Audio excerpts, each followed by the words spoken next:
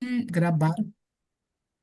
Bueno, ahí estamos grabando ya. Gracias, hermano Sergio. Ahora se conecta el hermano Rafa. Bueno, a todos los que también después van a estar mirando este video. Estamos con el libro Disciplinas, las disciplinas de un hombre piadoso. Y en esta oportunidad vamos a estar leyendo el capítulo 8.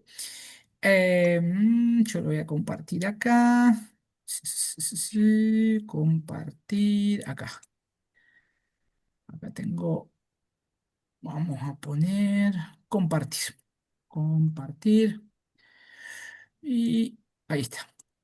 Acá tengo. Yo lo voy a ir compartiendo de acá, pero bueno, el hermano Sergio lo tiene ahí en su librito y lo vamos a empezar a leer ahora en un cachitito. Ahí está. Bien. Voy a empezar a leer la primera parte, después orar en el espíritu y orar en el espíritu. Y la parte de orar sin cesar, ¿querés leer la voz, hermano Sergio? Bueno, sí, Bueno, entonces yo leo la primera parte, dale. introducción. Leo orar en el espíritu y después vos orás la otra parte, yo te aviso, ¿dale? Y bueno, dale, dale. Y Perfecto. después, ¿hasta dónde oró? Hasta, puede ser a la práctica de la oración suplicante. Así después leo otro hermano. Dale, ¿Qué dale, te- listo. Genial. ¿Eh? Genial. Dale, bien, bien, hacemos así. Espectacular. Dale. Bueno, muy bien. Arrancamos entonces. Dice, la disciplina de la oración, capítulo 8. A nuestro estudio anterior fue acerca de lo que da alas a la vida devocional, la meditación, la confesión, la adoración y la sumisión. Ahora, ya formadas estas alas y desplegadas en pleno vuelo, venimos a la petición, la ofrenda de nuestros ruegos a Dios. Tengo la esperanza de que este estudio nos enseñe y motive a una vida elevada de oración suplicante que haga descender el poder de Dios sobre nuestra vida y sobre la iglesia. El escenario bíblico del texto clásico en cuanto a la oración suplicante no podría acá está. No podría ser más dramático. Es el de un soldado preparándose para entrar en batalla. Y ahí dice, véase Efesios capítulo 6 versículo 11 al 17, exactamente. Su corazón palpita nerviosamente bajo su pecho de metal, mientras se calma y estabiliza. Se ajusta el cinturón acorazado y restrega la tierra como lo hace el jugador de fútbol con sus botas tachonadas para probar su firmeza. El soldado se coloca una y otra vez el escudo sobre su cuerpo en preparación para los feroces ataques que vendrán. Premeditadamente se ajusta el yelmo y cuidadosamente prueba el filo de su espada y luego la vuelve a envainar. El enemigo se acerca y las espadas desenvainadas suenan con estremecedora cadencia, mientras los combatientes están firmes e inmóviles, respirando con espasmos de miedo. Entonces el soldado creyente hace la cosa más asombrosa. Cae de rodillas en oración suplicante, intensa y profunda, porque ha obedecido la orden divina de atender a lo que Juan Bunyan llamó la oración incesante. La Biblia misma describe esta arma, orando en todo tiempo, con toda oración y súplica en el Espíritu, y velando en ella con toda perseverancia y súplica por todos los santos. Efesios 6:18. La Biblia nos manda a considerar 5 elementos necesarios para experimentar plenamente el poder de la oración suplicante. Orar en el Espíritu. Orando en el Espíritu, comienza diciendo Pablo, dándonos el primer elemento de la oración, la súplica en el Espíritu o dirigida por el Espíritu. ¿Cómo se produce la oración en el Espíritu? Romanos capítulo 8, versículos 26 y 27 nos dice elocuentemente. Y de igual manera, el Espíritu nos ayuda en nuestra debilidad, pues ¿qué hemos de pedir como conviene? No lo sabemos, pero el Espíritu mismo intercede por nosotros con gemidos indecibles. Mas el que escudriña los corazones sabe cuál es la intención del Espíritu, porque conforme a la voluntad de Dios intercede por los santos. El Espíritu Santo, que mora en el creyente por su profundo conocimiento superior, ora por nosotros y se une a nosotros en la oración fundiendo su oración con la nuestra a fin de que oremos en el Espíritu. Judas 20 nos exhorta a cultivar y experimentar este fenómeno maravilloso obrado por el Espíritu Santo. Pero ustedes, amados míos, edifiquen sus vidas firmemente, cimentándolas sobre nuestra santa fe. Aprendan a orar en el poder y en la fuerza del Espíritu Santo. La Biblia al día. La voluntad de Dios es que oremos en el Espíritu, y Dios nos da el poder para que podamos cumplir con su voluntad si se lo permitimos. Aquí ocurren dos cosas sobrenaturales. En primer lugar, el Espíritu nos indica por qué cosas debemos orar. Sin la ayuda del Espíritu Santo, nuestras oraciones sufren una limitación por nuestro razonamiento e intuición personal. Pero con la ayuda del Espíritu Santo, ellas son iluminadas por el cielo. Al buscar la ayuda del Espíritu Santo, Dios nos dará su ayuda a través de su palabra, la cual comunica su pensamiento en cuanto a todo asunto de principio. De ese modo, a través de la oración dirigida por el Espíritu Santo, se producirá una coincidencia entre los pensamientos de Dios y los nuestros. Sus deseos serán nuestros deseos, sus razones, las nuestras, y sus propósitos, los nuestros. Además, cuando el Espíritu Santo nos dice por qué cosas orar, nos da la absoluta convicción de que tales cosas son la voluntad de Dios.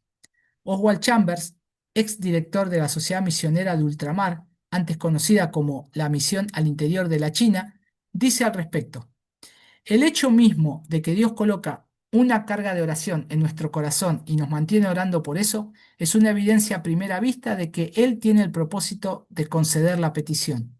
Cuando le preguntaron a George Mueller de Bristol, Inglaterra, si creía de veras que los dos hombres por cuya salvación había orado durante más de 50 años se convertirían, respondió: ¿usted cree que Dios me habría tenido orando por ellos durante todos estos años si no tuviera la intención de salvarlos?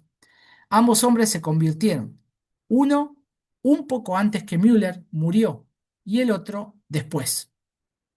No es nada raro tal confianza en la dirección del Espíritu Santo en nuestra vida de oración. Tuve la misma convicción en cuanto a mi hermano, que se entregó a Cristo después de haber estado orando por él. Durante 30 años, cuando el pueblo de Dios ora de verdad en el Espíritu, recibe igual dirección y convicción, no solo en cuanto a las personas, sino también en lo que tiene que ver con acontecimientos y proyectos, y aún con naciones enteras.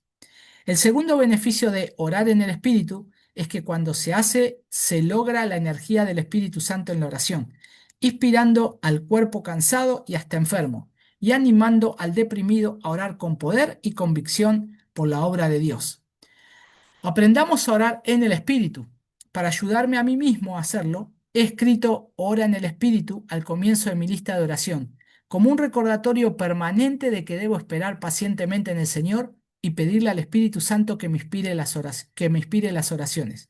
Mi lista contiene numerosas peticiones escritas mucho tiempo atrás por las que oro regularmente, pero también quiero estar conscientemente sensible a la dirección del Espíritu Santo para que, si Él lo desea, invada regularmente mi lista con su energía y dirección. John Bunyan escribió: la oración es el derramamiento sincero, sensible y amoroso de nuestra alma o corazón a Dios, por medio de Cristo, en el poder y auxilio del Espíritu Santo, por las cosas que Dios ha prometido, o que están de acuerdo con la palabra de Dios, para el bien de la Iglesia, con sumisión en fe a la voluntad de Dios. Aprendamos a orar con oraciones inspiradas por el Espíritu Santo, utilizando el poder y el auxilio del Espíritu Santo. Bueno, acá voy a dejar al hermano Sergio para que eh, pueda seguir. Así que si ahí está, hermano Sergio, prendele al audio a tu micrófono y ahí yo te puse para que reactives el audio. A ver si te sale. Ahí está. Ahora, Ahí se ah, escucha. ahí- bueno, Ok. bien. Arrancamos con orar sin cesar. El siguiente ingrediente de la oración suplicante es que sea perseverante, sin cesar. Esto caracterizó la práctica de la Iglesia Apostólica, como dice Hechos 1:14. Todo esto perseveraban unánime en oración y ruego con las mujeres y con María, la madre de Jesús, y con sus hermanos. Hechos 2:42. Pablo exhortó a los tesalonicenses a orar sin cesar. Tesalonicenses 5:17. Y asimismo recomendó a los filipenses: sean conocidas nuestras peticiones delante de Dios en toda oración y ruego con acción de gracia. Filipenses 4:6. ¿Es posible orar sin cesar? Sí y no. Es imposible, por supuesto, mantener un diálogo con el Señor mientras estamos trabajando u ocupados en algo más.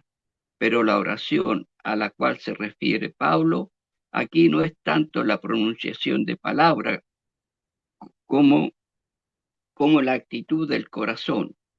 Tomás Kelly lo explica en su testamento de devoción. Hay la manera ordenada, nuestra vida mental es de un nivel simultáneamente. En un nivel podemos estar pensando, discutiendo, viendo, calculando y ocupándonos de los asuntos externos de la vida, pero muy dentro, entre los bastidores, a un nivel muy profundo, podemos estar también en oración y adoración, en culto y celebración, y en la apacible receptividad de comunión divina. El indomable monje medieval hermano Lorenzo escribió su experiencia de oración incesante en el clásico espiritual, la práctica de la presencia de Dios. El tiempo de trabajo no es obstáculo para que esté orando, y en medio del ruido y alboroto de mi cocina, mientras varias personas están al mismo tiempo pidiendo diferentes cosas, estoy en comunión con Dios con una tranquilidad tan grande como si estuviera de rodillas. Esta fue también la experiencia de John Wiley, quien modestamente se refirió a ella en tercera persona. Su corazón se eleva constantemente a Dios en todo momento y en todo lugar. En eso él jamás es estorbado y mucho menos interrumpido por ninguna cosa o persona, solo o acompañado, descansando, ocupado o conversando. Su corazón está siempre con el Señor, ya sea que se acueste o se levante. Dios está en todos sus pensamientos, camina con Dios continuamente, teniendo el ojo amoroso de su mente siempre fijo en Él y viéndola al invisible en todas partes. Vemos, por tanto, que una vida de oración permanente no solo es posible, sino que además hay quienes la practican. Pablo nos reta a que comprendamos que esa vida de oración no es únicamente para algunos, sino para todos nosotros. La oración incesante es la voluntad de Dios para los cristianos, sin excepción alguna. Yo puedo hacerlo, usted puede hacerlo. Los profesionales, los estudiantes, los padres, jóvenes, y todos pueden hacerlo. Debemos tener un diálogo perpetuo interior con Dios. Nuestro pensamiento debe estar siempre dirigido hacia arriba, ya sea que nos estemos dirigiendo al trabajo o cortando el césped. Oración perseverante. El cuarto aspecto de la oración eficaz es la perseverancia, velando en ello con toda Perdón, perseverancia y hermano, súplica. hermano Sí, Sergio, ¿no es orar por todo? A ver si estamos igual. el título, Sí. no, acá tengo yo orar con perseverancia. Ah, acá tengo orar por todo. A ver. Ah, acá mira, hay un pedacito que dice orar por todo. Acá lo tengo en la pantalla. Ajá. Capaz que no lo tenés ahí en ese escrito, pero Ah, después capaz. lo vamos a chequear. Y después Ah, después viene orar con perseverancia. claro. Ah, Bueno, entonces yo no lo tengo ahí entonces en el libro. ok. Entonces después lo vamos a ver eso, a ver por qué no lo tenés, ¿sí? Yo Dale, pongo oro, mira, oro iba a decir. Leo orar por todo y vos seguís orar con perseverancia el cuarto, ¿sí? dale, dale. Mira, dice orar por todo. El tercer aspecto de la vida de oración es que hay que orar por todo, con toda oración y ruego. Filipenses 4:6. Poco después Pablo escribiría a Timoteo en términos semejantes. Exhorto ante todo a que se hagan rogativas, oraciones, peticiones y acciones de gracia por todos los hombres. Primera de Timoteo 2:1. La oración por todo surge de lo que vimos anteriormente en cuanto a la oración incesante, porque si oramos sin cesar, las diversas situaciones que encontraremos exigirán oración por todas ellas. Pensemos en la variedad de oraciones pertinentes a cada situación de la vida. Oraciones para resistir la tentación, para obtener sabiduría, para recibir poder, para el dominio propio, para la protección de los demás, para el crecimiento espiritual, para ser sensibles al arrepentimiento por las faltas cometidas, etc. Floyd Pearson, un obrero cristiano jubilado que trabajó para la misión al interior de África, fue un hombre que literalmente oraba en todo tiempo, con toda oración y ruego. Tan habitual era esto en él que cuando fue a tomar un examen de conducir, siendo mayor de 70 años, dijo al inspector: Siempre oro antes de conducir, inclinemos juntos nuestra cabeza.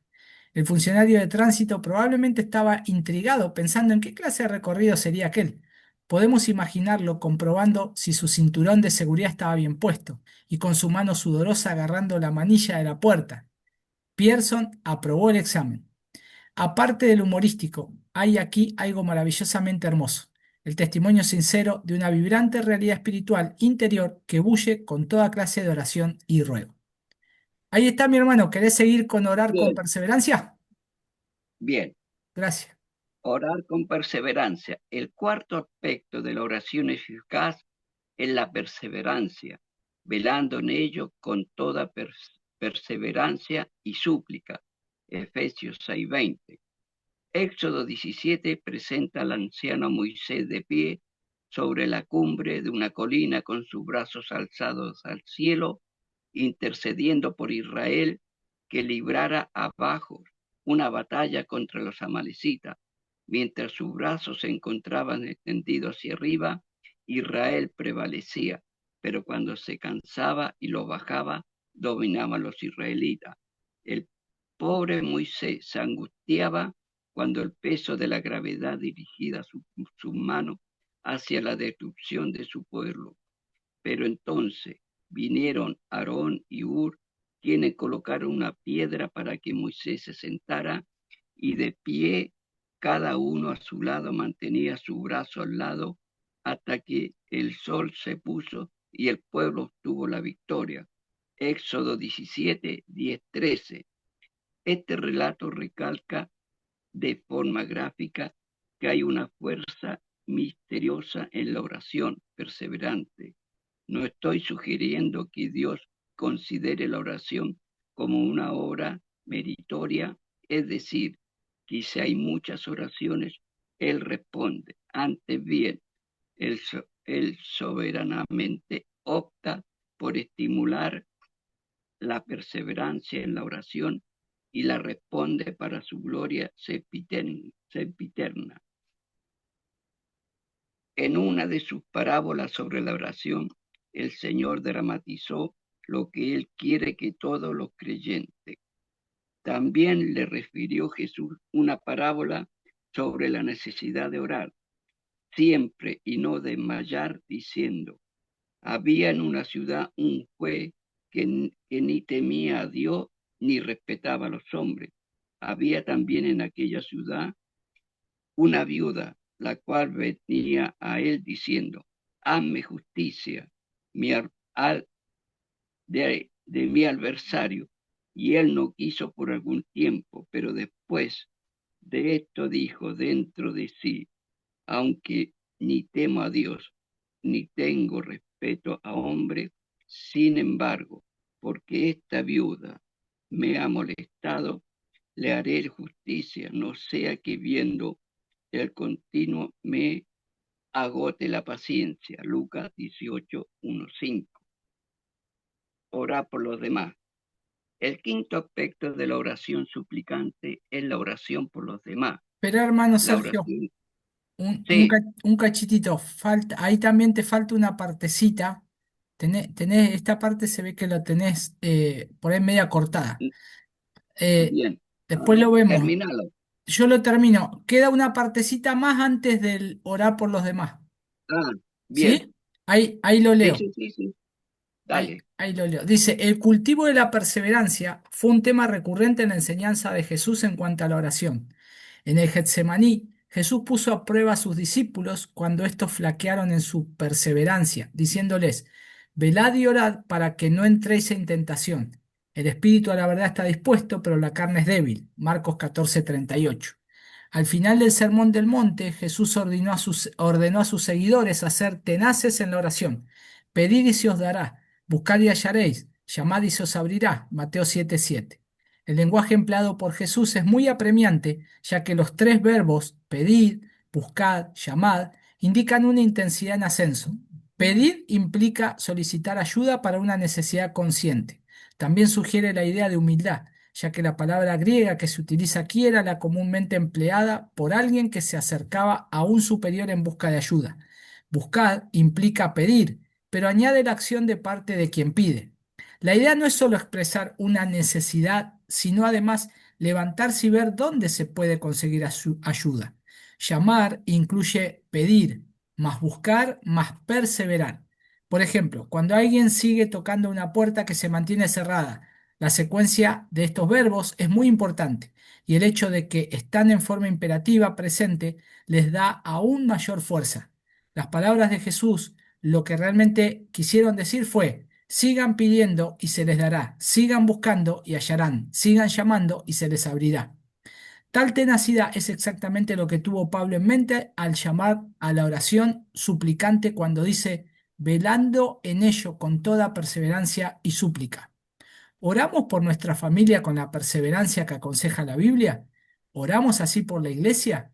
¿Hay personas, grupos, causas o almas por las que alzamos nuestras manos en oración? Tiene que haberlas, porque Dios responde la oración perseverante. Ahí está el orar por los demás. Si querés seguir. Bueno, sigo y hasta donde la práctica de oración la puede hacer otro hermano. Yo leo Ok, esto. Dale, dale. dice, orar por los demás. El quinto aspecto de la oración suplicante es la oración por los demás. La oración intercedora por todos los santos. Se pueden hacer muchas oraciones laudables, pero los santos, los creyentes en Jesucristo, merecen un lugar especial en nuestras oraciones. Notemos que este llamado a orar por todos los santos motiva la petición de Pablo de que oren también por él y oren por mí, a fin de que al abrir mi boca me sea dada palabra para dar a conocer con de nuevo el misterio del Evangelio, por el cual soy embajador en cadena, que con de nuevo hable de él como debo hablar. Efesios 6, 19, 20. Pablo sabía lo que las oraciones de los demás cristianos podían hacer a su favor. La oración de intersección por los demás trae el favor de Dios a sus vidas. Pocos saben que los estupendos logros de Guillermo Caray en la India se debieron al apoyo que le dio su hermana postrada en una cama que por más de 50 años estuvo orando por él. El poeta británico Alfred Tennyson puso hermosamente en verso la sabiduría de Pablo diciendo, si nunca más mi rostro ve, ora por mí, más ora en la oración que lo que el mundo ve. Por tanto, que tu voz, cual fuente fuera por mí, siempre se eleve. Me digo, ¿acaso son mejores los hombres que las bestias del campo? Si conociendo a Dios no levantan sus manos en oración por sí y por los seres que ama, pues los cabos del mundo a los pies del Señor atados siempre están en cadena de amor. Cuán hermosa son cuán hermosos los 5 elementos de la oración suplicante.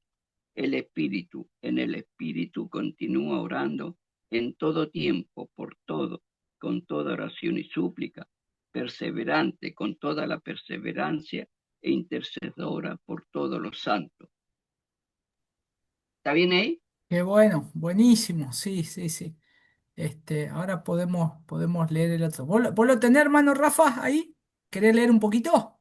¿Te animás? Sí, lo tengo, lo tengo. Bueno, dale nomás. Bien.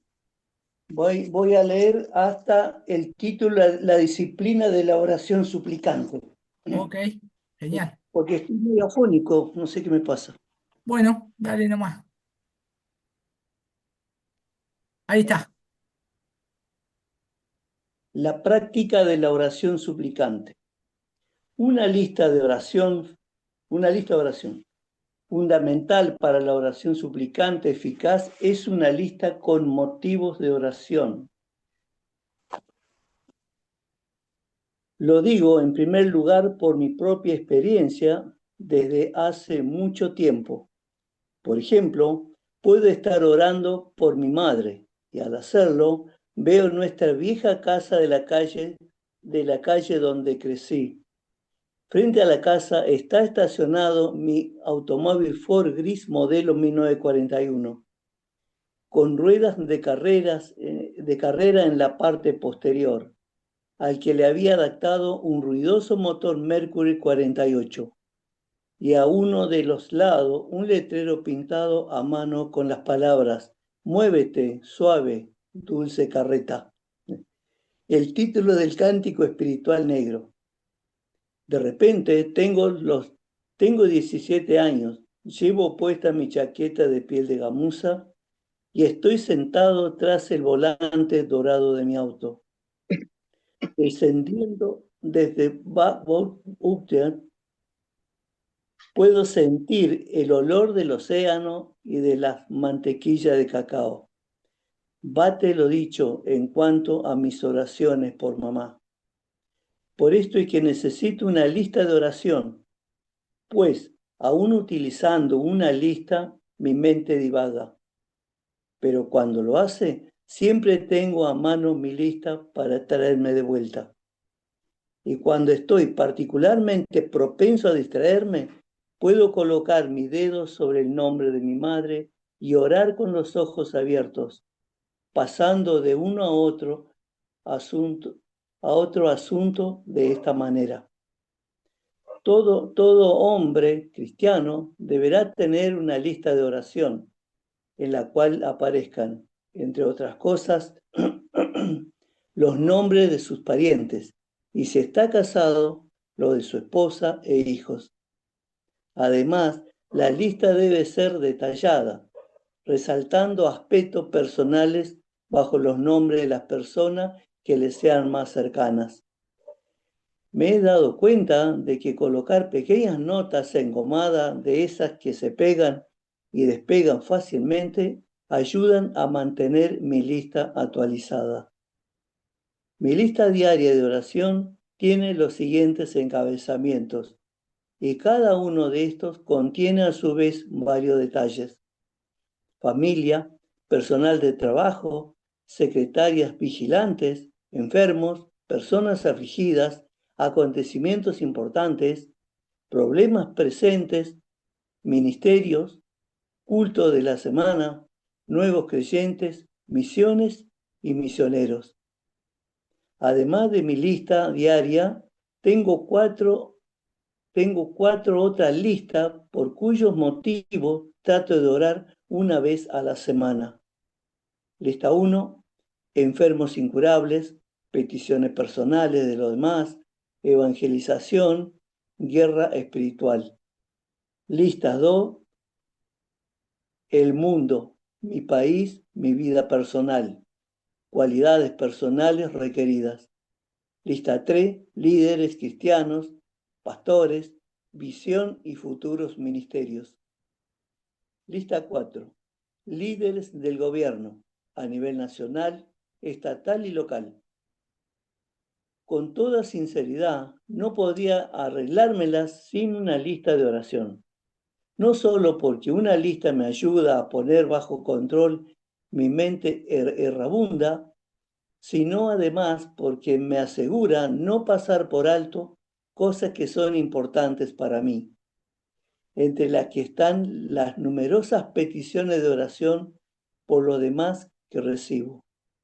Sin una lista de oración, mis promesas de estaré orando por usted serían frívolas. Además, una lista de oración es algo perfecto para poder llevar un registro de las peticiones contestadas. Si usted no tiene una lista de oración, comience con algo pequeño. Sencillamente, haga una lista de las relaciones y asuntos de mayor importancia para usted, utilizando una tarjeta de aproximadamente 8 por 13 centímetros. Añada algo de información específica bajo cada nombre y colóquela en su cartera para consultarla diariamente.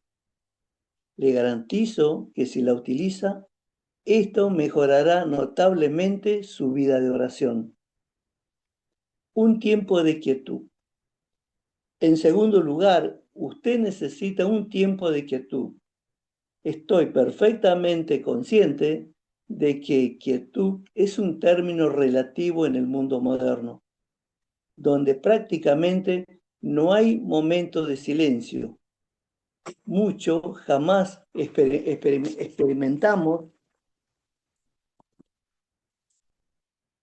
el silencio durante las horas que estamos despiertos. Nos levantamos al ruido de un radio despertador, nos afeitamos mientras escuchamos las noticias, nos dirigimos al trabajo en medio del ruido del tránsito, entramos a nuestros lugares de trabajo en medio del bullicio y la agitación. Regresamos a casa escuchando en la radio las noticias de las horas puntas. Nos relajamos frente al televisor y nos arrastramos a la cama mientras la casa vibra con la música de un aparato estereofónico. Y lo que es más, los silencios ocasionales que de cuando en cuando tenemos pueden ser molestos, ya que aumentan otros ruidos molestos. El monje trapense Thomas Melton habla de cómo en la profunda quietud de su monasterio, una tos repetida a intervalos regulares puede destruir cualquier posibilidad de recogimiento mental. El silencio es a veces más ruidoso que el ruido que uno está tratando de ignorar. Por tanto, usted tendrá que escoger, la situación que mejor adapte a usted. Tal vez esté dominado por el ruido de una vía bulliciosa, pero si ese es el ambiente que usted necesita para concentrarse, utilícelo. El lugar. Junto con esto, usted debe encontrar un lugar para orar donde no sea perturbado. Al comienzo de mi pastorado, mi oficina estaba en una casa remolque de aproximadamente 8 metros de largo. Mi secretaria, a medio tiempo, estaba al otro lado tras un delgado tabique de madera enchapado. Yo podía escucharlo todo, y por si fuera poco, todo el remolque se estremecía cuando se abría la puerta. Mis soluciones fueron muchas, y nunca olvido lo que me rodeaba en el exterior. El hermoso y antiguo santuario vacío y siempre abierto de una iglesia cercana. El parque, el maravilloso anonimato de mi auto estacionado en un bullicioso centro comercial. Aún hoy, aunque ahora dispongo de una oficina tranquila, a menudo voy a lugares parecidos para tener mis periodos devocionales. La hora. También trato de apartar el mejor momento para orar, que para mí nunca es precisamente antes de irme a la cama. Los últimos momentos en que estamos despiertos no deben dedicarse jamás a la oración poderosa de intercesión, salvo quizás los estudiantes que tienen un examen final a la mañana siguiente. En este punto, la práctica de Jesús nos sirve de ejemplo. Levantándose muy de mañana, siendo aún muy oscuro, salió y se fue a un lugar desierto y allí oraba. Marcos 1:35. Al que madruga, Dios le ayuda. La pregunta importante que usted debe hacerse es, ¿cuál es el mejor momento para mí? Para algunos, la mejor hora puede ser la del almuerzo o antes de la cena. La postura. Cierto hombre no podía encontrar la postura correcta para orar. Trataba de orar de rodillas, pero eso no le resultaba cómodo. Aparte de que le arrugaba el pantalón, trataba de orar de pie, pero muy pronto se le cansaban las piernas. Trataba de orar sentado, pero eso no le parecía reverente. Hasta que cierto día, mientras caminaba por el campo, cayó de cabeza en un pozo y oró como nunca. Hablando en serio, la posición que adoptemos al orar debe ser de valor. Sin embargo, a pesar de que la Biblia menciona numerosas posturas al orar, no ordena ninguna.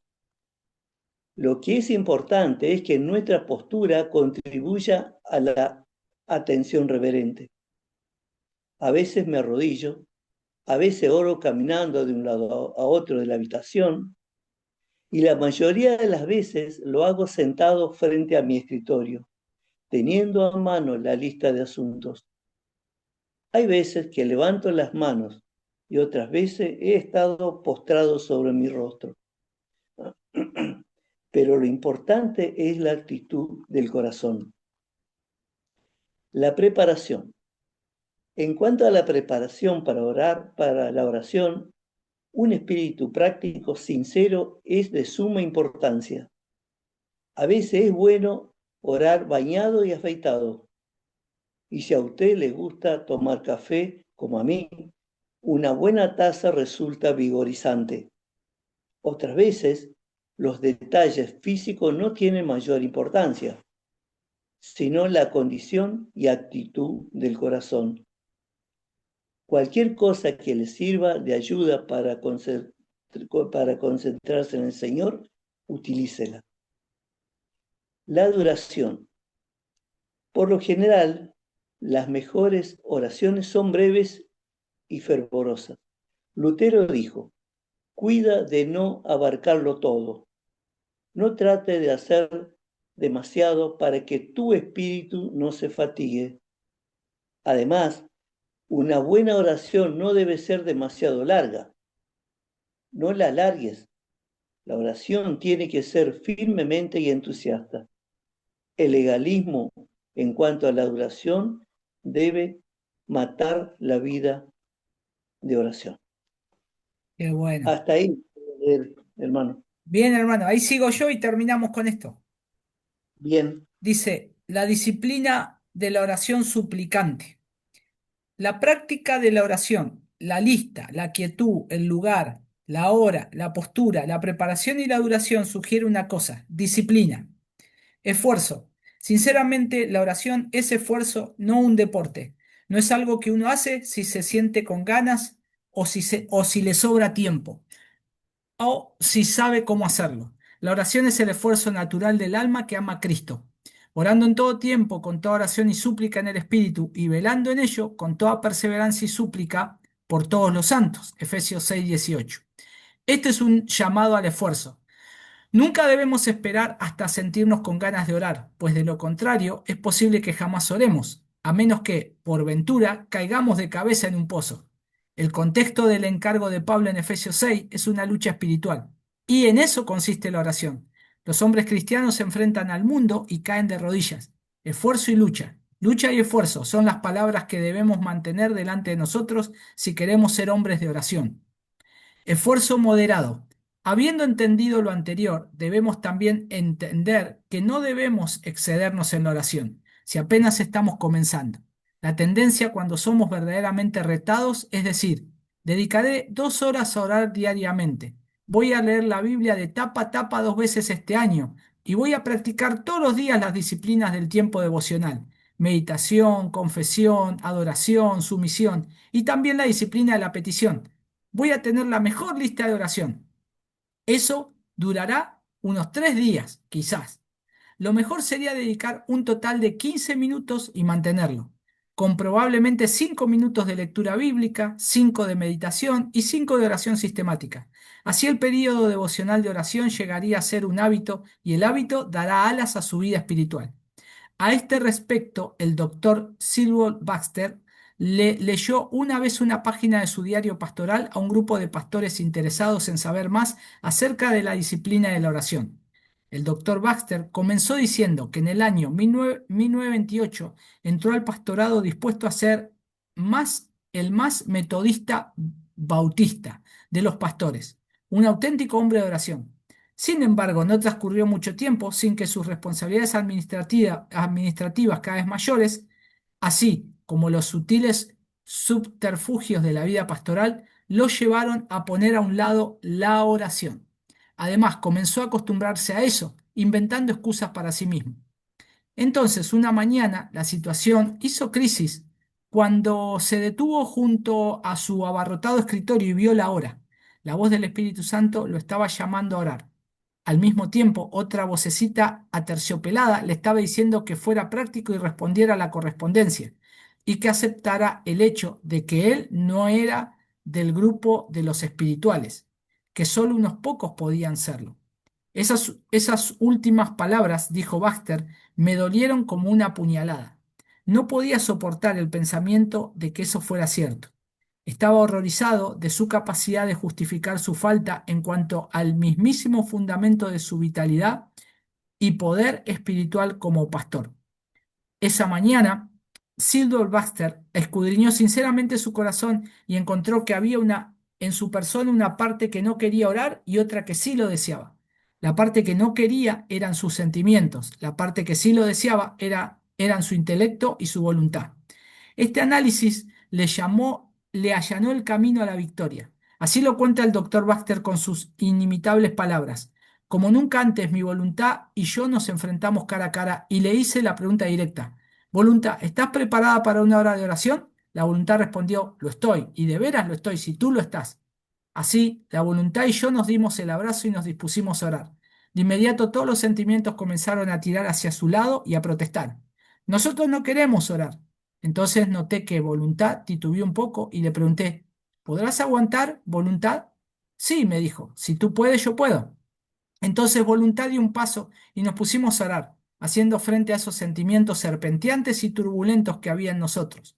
Fue una lucha sin cuartel. En cierto momento, cuando voluntad y yo estábamos en medio de una intersección fervorosa, me di cuenta repetidamente de que uno de esos traicioneros sentimientos había tenido una trampa a mi imaginación y se había escapado al campo de golf. Y entonces hice todo lo que pude para traer de vuelta al travieso bribón. Un poco más tarde me di cuenta de que otro de los sentimientos se había escabullido con algunos pensamientos desprevenidos y estaba en el púlpito, 2 días antes de la fecha, predicando un sermón que aún no había terminado de preparar. Al final de esa hora, si usted me hubiera preguntado si lo pasé bien, habría tenido que responderle no. Ha sido una lucha agotadora contra unos sentimientos contradictorios y una imaginación perezosa de principio a fin. Y lo que es más, esa batalla con los sentimientos continuó por 2 o 3 semanas más. Si usted me hubiera preguntado al final de ese periodo, ¿lo pasó bien durante sus oraciones diarias? Habría tenido que confesarles no. A veces parecía como si los cielos fueran de plomo, como si Dios estuviera demasiado distante para oír, como si el Señor Jesús estuviera extrañamente reservado y como si la oración no sirviera de nada. Sin embargo, algo estaba sucediendo. En primer lugar, voluntad y yo le enseñamos, de veras, a los sentimientos que éramos completamente independientes de ellos. Además, una mañana, más o menos 2 semanas después de haber comenzado la lucha, precisamente cuando Voluntad y yo nos disponíamos a pasar otro periodo de oración, alcancé a oír por casualidad que uno de los sentimientos le secreteaba a otro: vamos, chico, no vale la pena perder más tiempo poniéndonos. No van a ceder.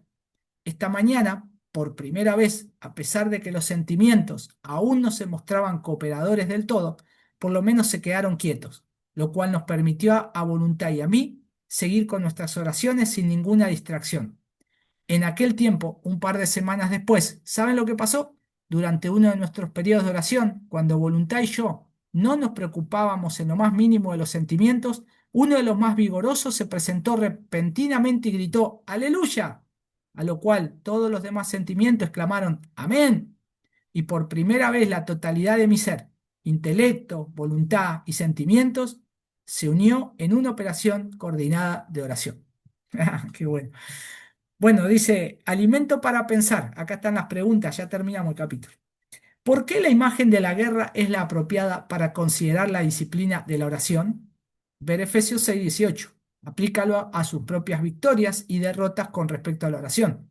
¿Qué dicen Romanos 8, 26, 27 y Judas 20 acerca del Espíritu Santo y la oración? ¿Por qué estas verdades son importantes para usted personalmente? Revise el retrato de la oración representada en la historia de Moisés en Éxodo 17, hablando de una manera práctica. ¿Cuáles son algunas de las cosas que podemos hacer para ayudarnos unos a otros a persistir en oración? Sé tan específico como puedas. ¿Para qué pide Pablo que oren en Efesios 6, 19 y 20? ¿Quiere que otros cristianos oren por usted en esta área? ¿Por qué sí o por qué no? ¿Qué acción de su parte tiene que ver con la oración en estas líneas?